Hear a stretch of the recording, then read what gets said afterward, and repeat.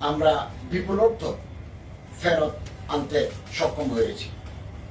প্রিয় সাংবাদিক ভাইরা, সৌদি হজ উমরা মন্ত্রণালয়ের মাসার লুসুদ প্ল্যাটফর্মের IBN এর সর্বমোট 990টি এজেন্সির অব্যবহৃত অর্থ জমা ছিল এবং সবকটি এজেন্সির টাকায় ফেরত পাওয়া গেছে।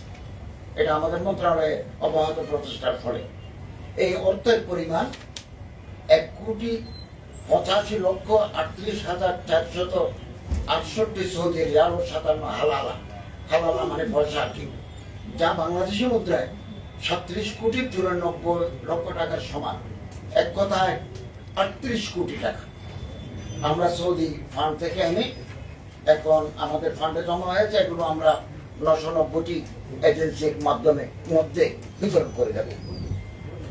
ইতিমধ্যে ফেরত দেওয়া এই অর্থ বাংলাদেশের হজ অফিসের মাসার লুসুদ প্ল্যাটফর্ম IBN হতে বাংলাদেশের হজ অফিসের হজ সংক্রান্ত সৌদি ফ্রান্সি ব্যাংকে পরিচালিত করতে হস্তান্তর করা হয়েছে। অর্থাৎ আমাদের তহবিলে এসে গেছে।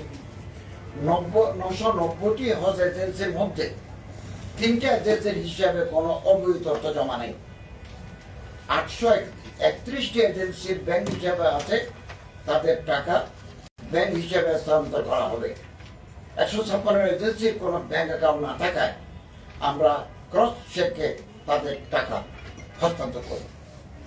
যাদের আছে তাদের আমরা অ্যাকাউন্টে পাঠিয়ে দেব, আর যাদের নাই তাদেরকে আমরা ক্রস চেক দেব। ইতিমধ্যে টাকা ফেরত দেওয়া আমাদের দাপ্তরিক সকল প্রক্রিয়া সম্পন্ন হয়েছে। ফেরত দেওয়া টাকার পরিমাণ একটি এজেন্সির অনুকূলে সর্বোচ্চ 45 লক্ষ টাকা এবং সর্বনিম্ন 2 টাকা। কিছু 3টা এজেন্সির কোনো নাই, 2টা এজেন্সি, কিছু এজেন্সি আছে এদের 2 টাকা আর সর্বোচ্চ 45 লক্ষ টাকা পার এজেন্সি আমরা ফেরত দেব।